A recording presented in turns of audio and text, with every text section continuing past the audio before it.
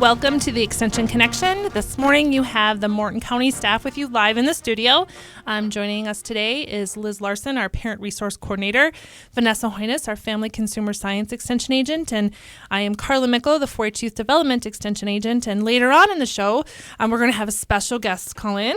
Yeah, Jackie. Hopefully Jackie will have time to call in from Livestock Camp and maybe have a camper or two with her. I know, it'd be fun to visit with her and see what's going on up there. So this morning we have a lot of information for you today. I guess we'll start with Liz. What are you going to be visiting with us about today?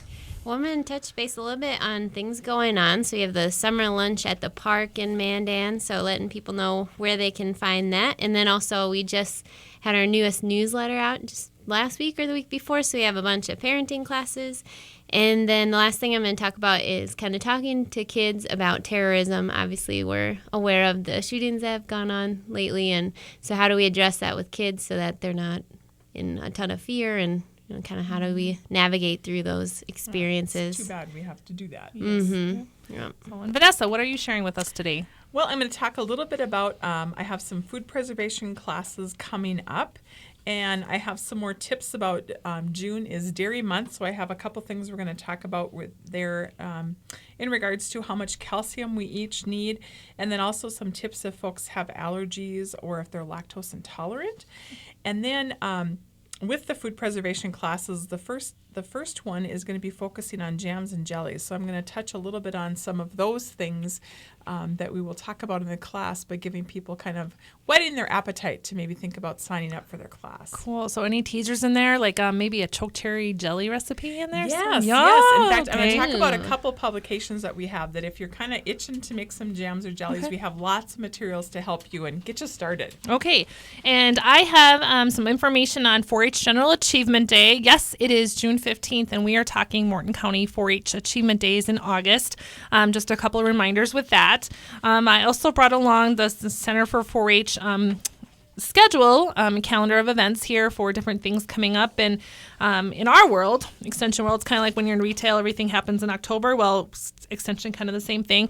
We are already going to start talking about the state fair, and I have the schedule of events for the North Dakota State Fair for all of the 4-H happenings and deadlines that you should really be watching for and things. So with that, how about let's throw it over to Liz, and she can visit with us a little bit, and we'll go from there. Sounds good.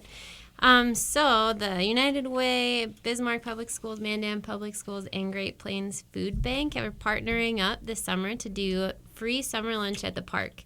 So there's a ton of sites across Bismarck and Mandan, and this is free for kids and adults, which I think last year was just kids. I don't even remember. Maybe that was a different program.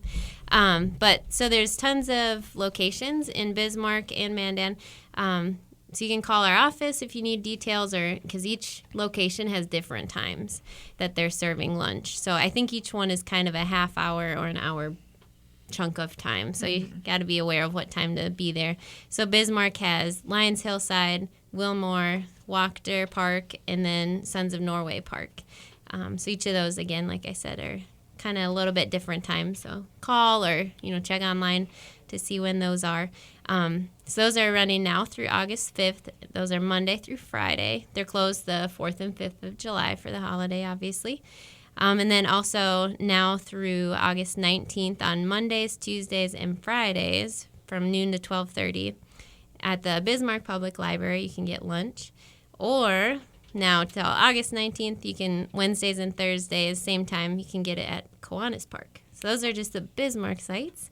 And then in Mandan at Kiwanis Park and the Dykstra Park Bandshell area, now it's Monday through Friday, you can get free lunch every day. So yes, keep aware. Really good thing for the communities to make sure that everybody is fed and can make it through the summer healthy. Yep. Yes. And last year, we actually participated in that program as an activity, and we made pirate hats with all the kids. So, and that's the other fun thing is that they do more than just the meal. They usually have some activity, at least here in Mandan they do. I know one of the big events last year, and it was the day before ours, so of course all the kids went.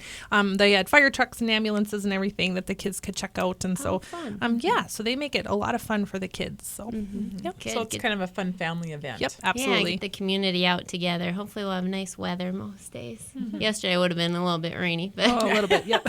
No kidding. Yeah, but hopefully they give you a bag lunch and send you to shelter or something.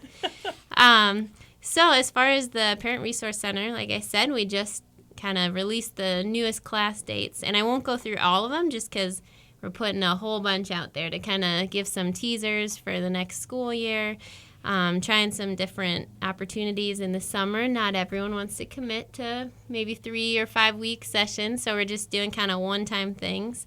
Trying out a few different, what I'm calling parenting pauses. So take an hour out of your week to learn about playing with your kids, reading, getting to know your infant. So that one you could even do with, if you're an expectant parent versus if you already have school agers or something.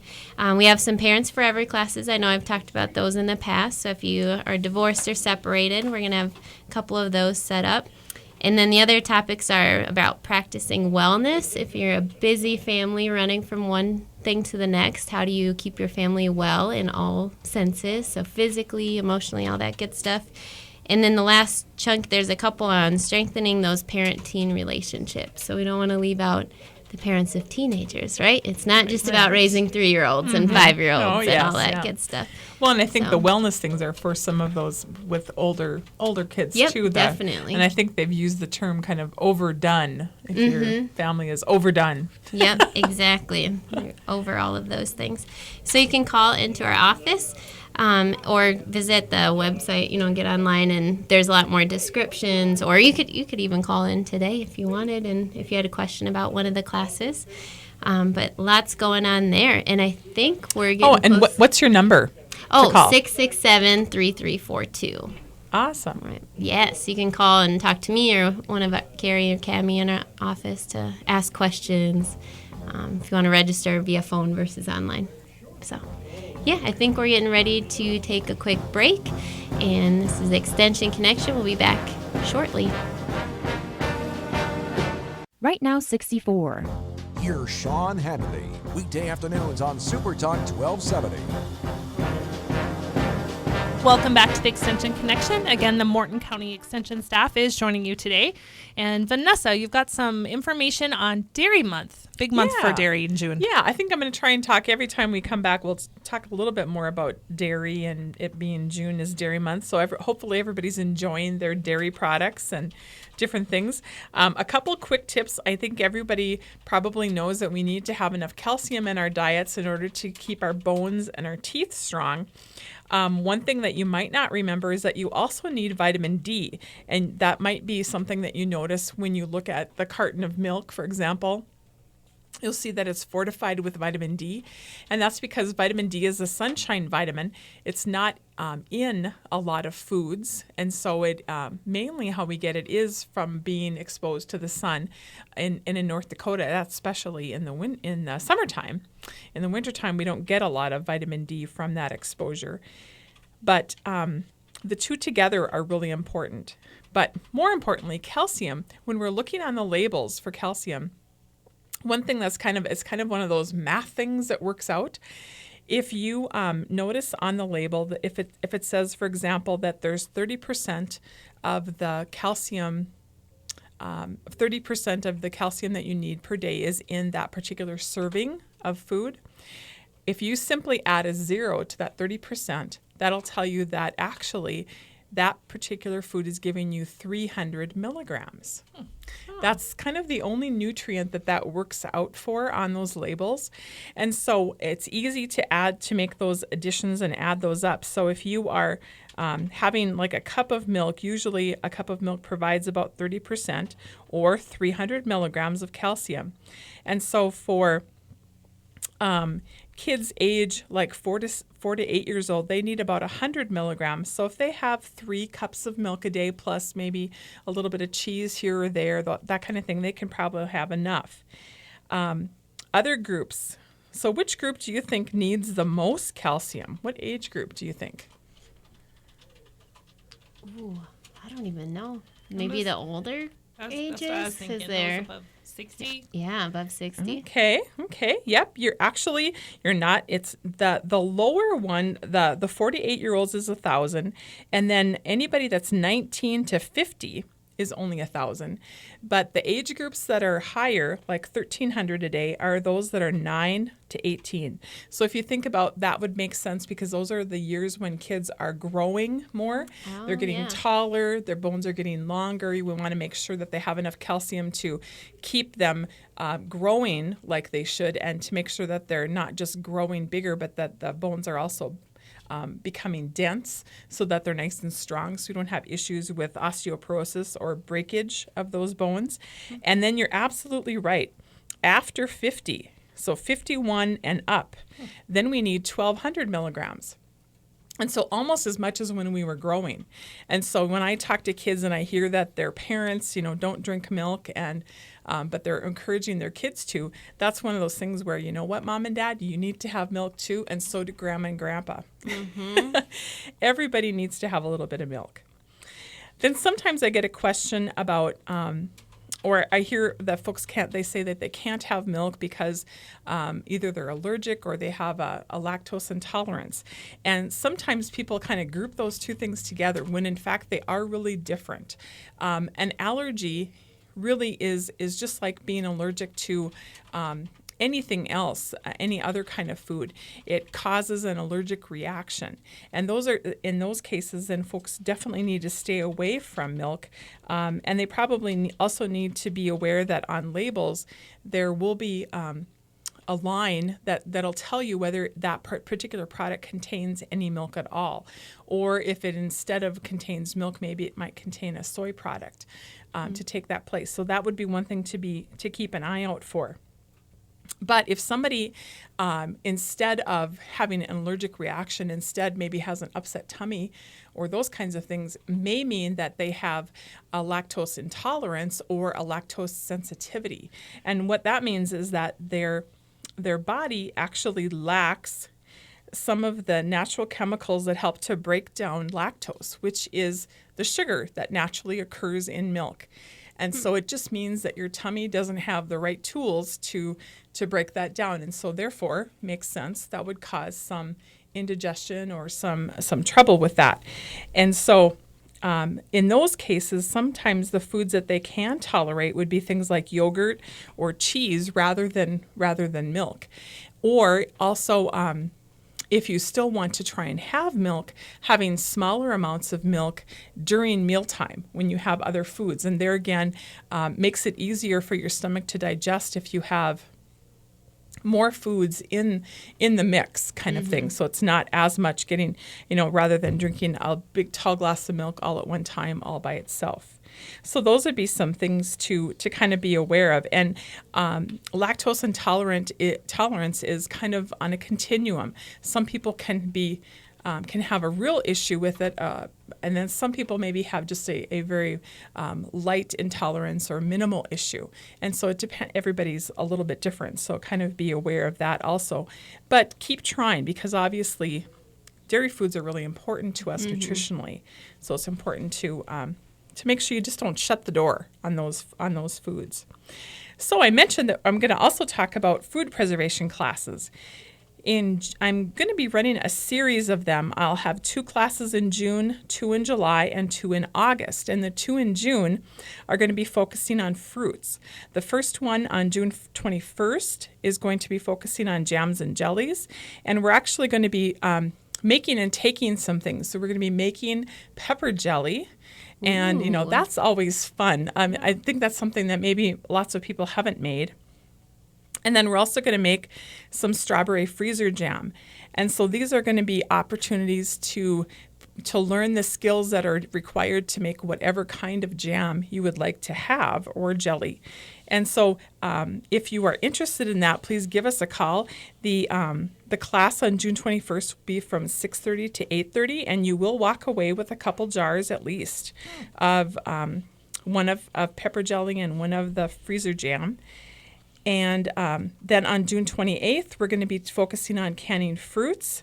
And that night, we're going to make a zesty peach barbecue sauce, which is also a real fun, kind of a different kind of fruit thing that you might not think about making generally. But if you're a griller, that will be a nice addition to like pork chops on the grill or that kind of thing. Might be a fun thing to to try and add to whatever you're making. These classes when we're doing the make and take, we're just kind of picking one recipe that can walk you through the steps so that you have a good idea. If you are home and doing this on your own, you'll be able to do the same, kind of repeat the same kind of process, and you'll understand how to use the tools and how to use the equipment. And then also, if you are an avid food preserver, and you want to just come and have fun, we'd love to have you do that too. Fun. You'll get a chance to kind of see what are the latest and greatest new tools that are out there for food preservation, which is always fun, the Gidgy gadgets and all those kind of fun things. And we will have prizes each night and some fun things that you can walk away with. So is this something that people bring their own gadgets and supplies with, or they just get to show up? They just get to show up. All right. Vanessa's been collecting supplies. I've seen Yes. them in her office. Oh, Collecting supplies Yeah. and prizes and all those fun things. So Yep. just show up. There is a charge for the nights when we are making food and taking it home in jars, is $10 each for those nights. But then if you end up attending all of them, you get a little bit of a price break. So consider that, and you can sure give us a call at 667-3340. And we'd love to get you signed up, and we'd love to have you come and join us for a fun night of food preserving. I'm hoping some of them turn up in our office afterwards. That's what I was thinking. I'm like, all right. Well, the best way to ensure that is just to sign up for the class That's yourself. true. There you go. We should sign up as one person, and then you can go one day, and I'll go the next. We'll share everything in the office the next day. There we go.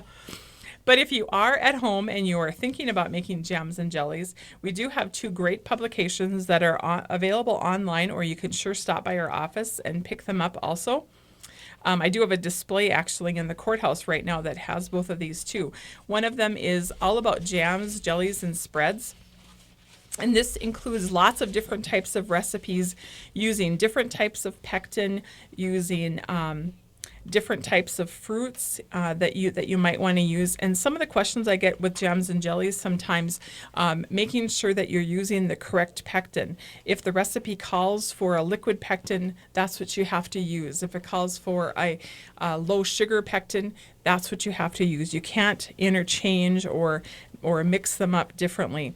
The publication also has information about how to reprocess jam or jelly. For example, if you made a recipe of jelly and after you canned it, it ended up being like syrup and you want to redo that, we have directions about how to remake that.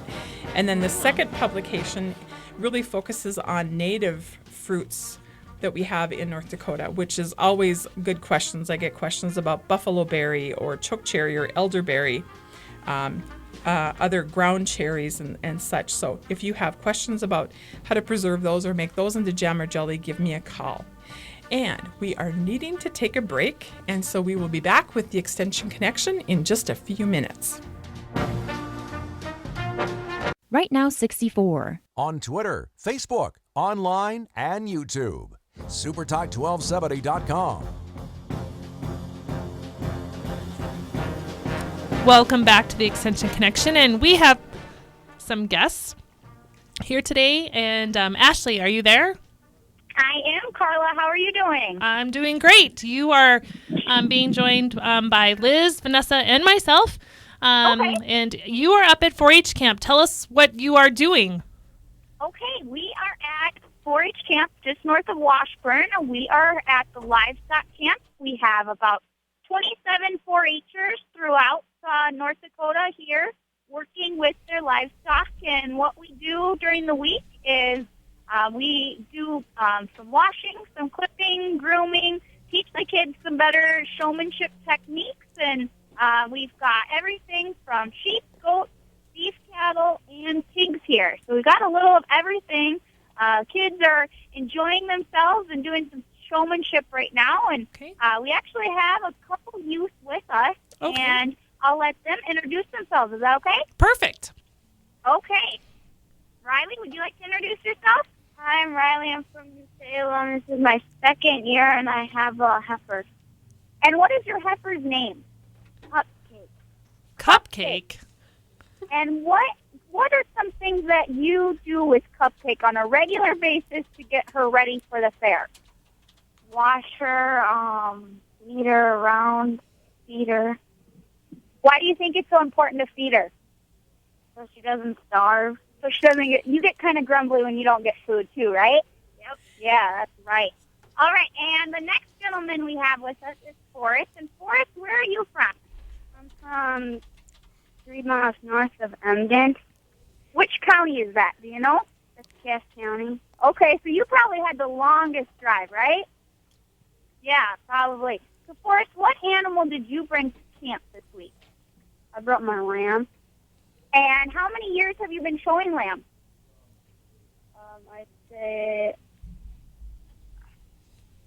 4 maybe. I don't know. 4 years? Wow, that's a long time. And what are some things that you have to do in order to get your lamb ready for your county fair? I have to clip it, wash it, just make it look nice, make sure it walks good, get it to brace, get it teach to set up. Okay, and that's all for the judge, right? When you go into the show ring, that judge wants all those things ready, right? You also got to feed it, show feed them, water it. You got to make sure you don't overfeed it or don't underfeed it. And what could happen if you maybe give it too much feed? It might, if you feed it too much, it like double the time it should. Over time, it'll get fat and get sick and could die. Okay, and you don't want that to happen to your 4-H project. Yep. All right, and our last 4-H'er here, your name is? Kennedy. Kennedy, where are you from? Driscoll, North Dakota. All right, and what animal did you bring to 4-H camp this week? A lamb. And what are some things that you worked on with your lamb here at camp? I worked on bracing him, washing him, clipping him, and practice showing, right? Yeah. Yep. So this morning we just are wrapping up. We're doing a showmanship type clinic where all the kids have to go around. They show all the species. Even if you just brought a sheep, you have to show a goat or a pig also. So Carla, do you have any questions for these youth? I do. So do the youth have experience showing the other animals too, or is they just their first time here this morning showing other animals? I've showed other animals last year, but it's new showing a bigger beef cow.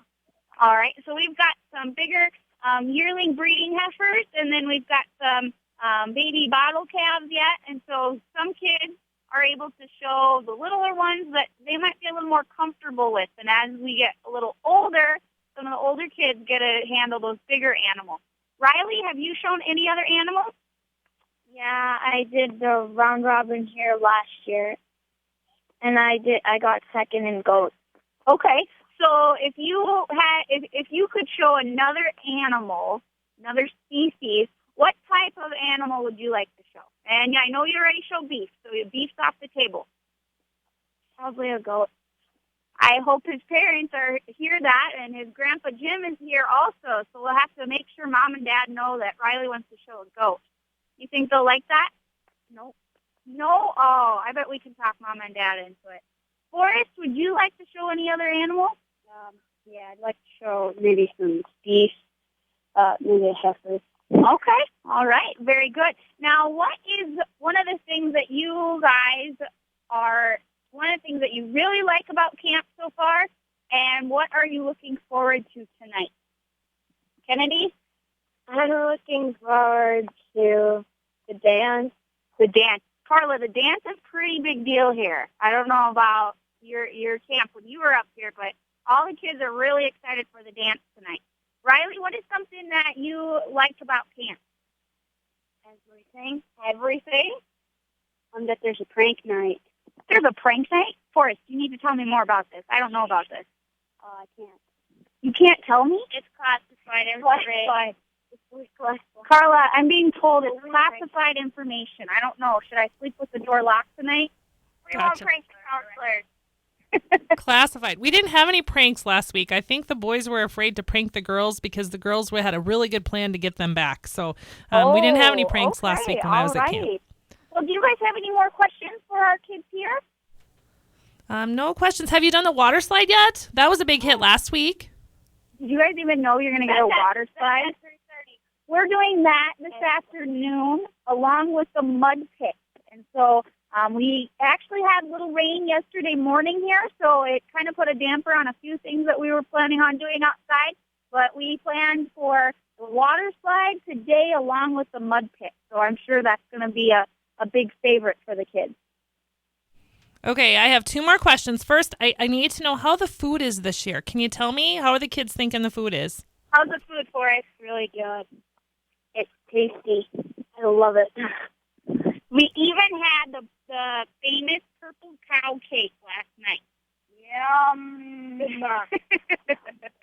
All the kids ate up. They liked it. What was your other question, Carla? Okay, my other question is would the kids that you're visiting with recommend camp to other youth across North Dakota? Yes.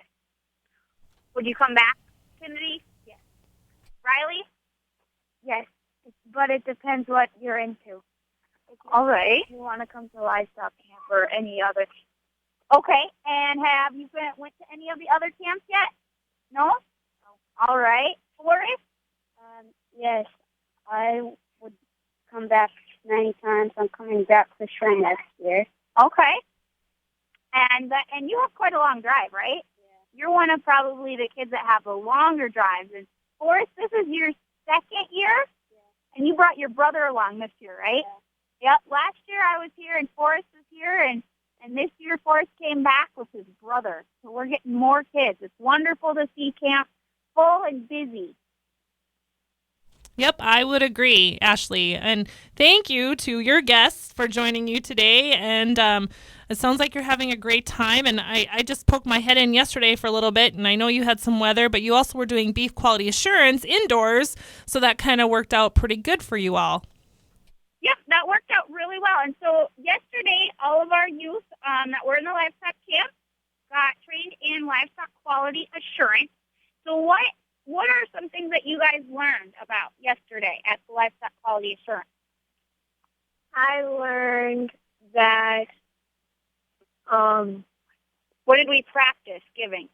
We practiced giving shots and antibiotics. Antibiotics, we talked about labels on medicine that we might be administering. What is something you guys learned about yesterday with Livestock Quality Assurance? That next year in 2017, you have to get a license to buy like milk replacer and feed with medicine in it. Very good. Yep. We talked about the veterinary feed directive. We had Dr. Sucka here with NDSU Extension talking about what we have to get for our requirements for our medicines that we administer to our animals. All right. Well, Carla, it looks like we're just finishing up here, and we're going to have the dinner bell ringing soon. So thank you for letting us all be on the radio here, and I hope you guys have a great day there. Okay, thank you, Ashley, and thank you to our guest 4-H'ers up at 4-H camp. You have a great day and enjoy the water slide and the big dance tonight. All right. Thank you. Thank you. Bye. Bye. Okay, that just made my day. I know that was fun to hear it from the horse's mouth per se. Exactly. Yeah. So just to kind of recap or add on to what the kids were talking about, and camp started last week. I was able to spend the week there, and it was pretty busy. We had over 60 kids, and the rest of the season, of course, we have lots of openings left in camp. Vanessa is headed to camp on Friday with their Clover Buds. Mm-hmm. But if you would like further information on North Dakota 4-H Camp, and the best thing about 4-H Camp is it says 4-H Camp, but it's open to all youth throughout North Dakota and our neighboring states. We've had kids come from South Dakota and Minnesota as well. So please, if you're interested in North Dakota 4-H Camp, I encourage you to contact your local county extension office or log on to ndsu.edu /4H/camp, and you can read all about all the wonderful camps we have up in Washburn at North Dakota 4-H Camp. And it looks so nice up there. Yes, and there truly is something for everybody. Yes, absolutely. And there's still time. Exactly. Yes, still time. So Summer's not over. And you don't have to have an animal like these Right. these kids did. A lot of different focuses for each camp. Yep. And next week they're going to have a chef camp. So there's another one of those toward the end of the summer, and all kinds of different things. So check it out. These kids sound like they're having a great time. So please check out summer camp up in Washburn at North Dakota 4-H Camp. And with that, we're going to take our last break here, and we'll be back shortly with the Extension Connection.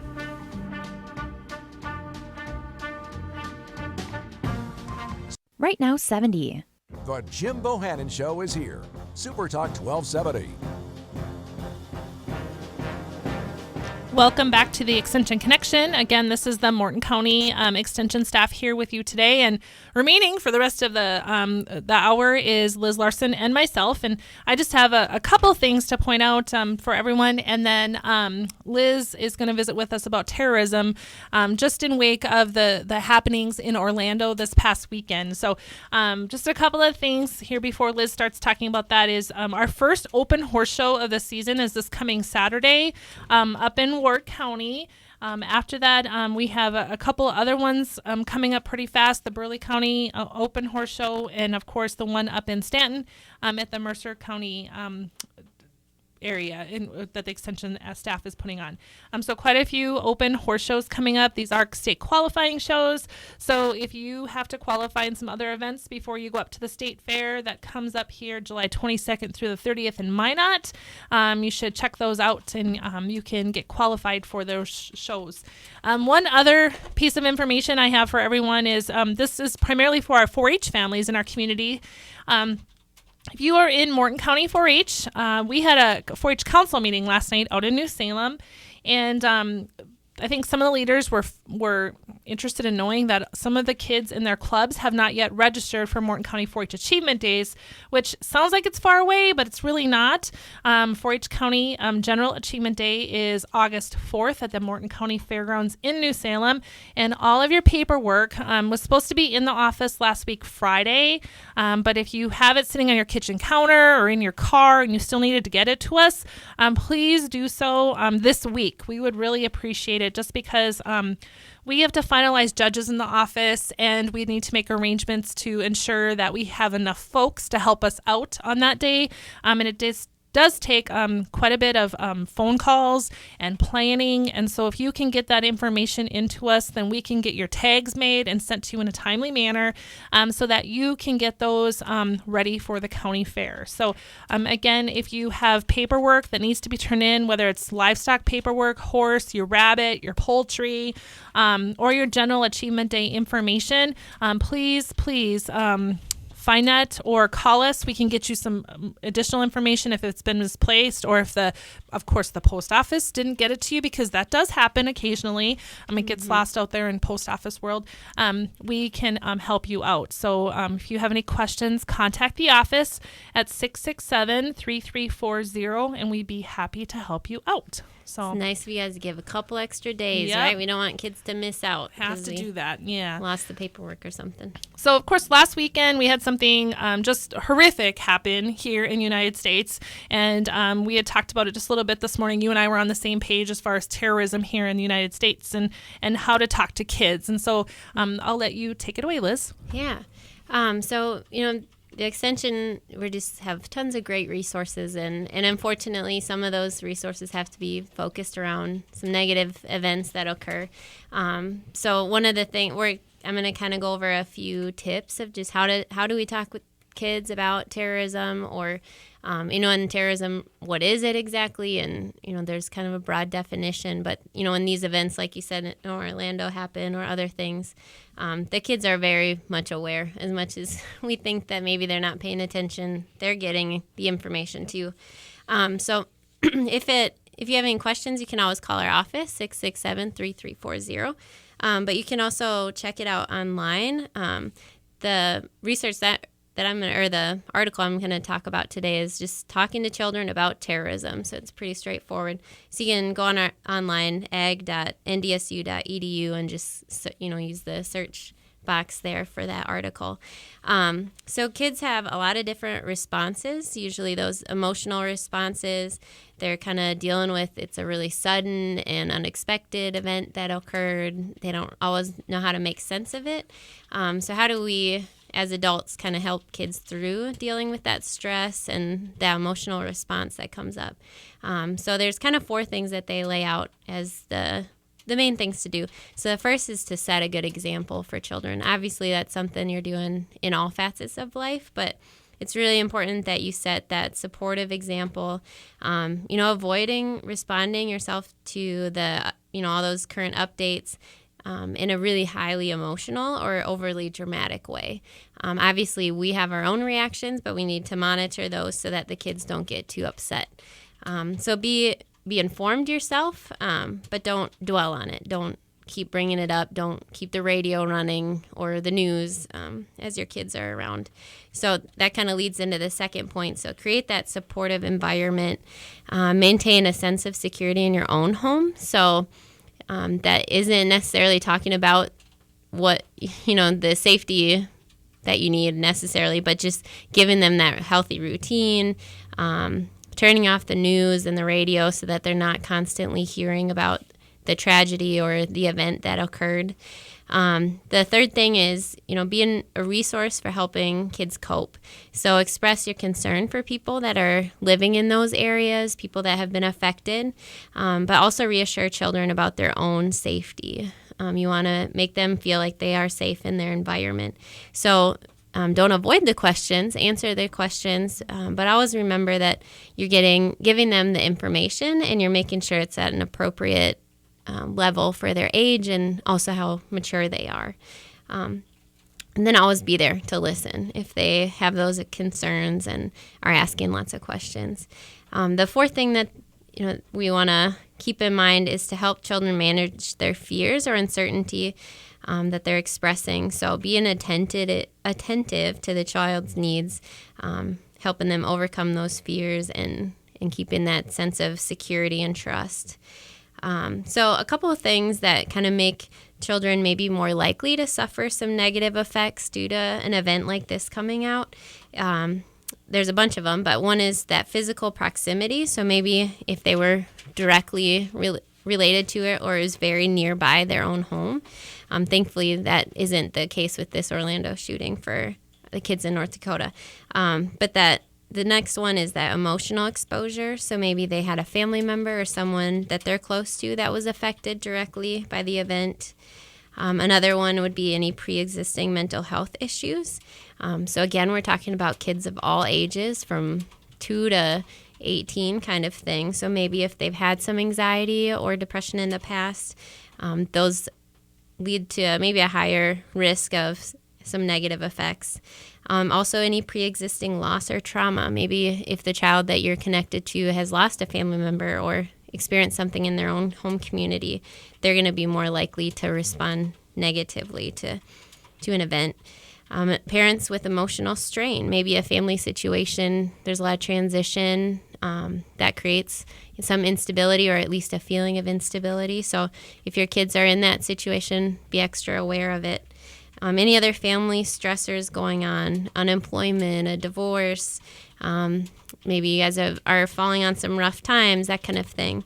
Those can also be a higher risk. And then that extensive or repeated media exposure. So again, kids are seeing it online, in the news, on the radio. Their friends are talking about it.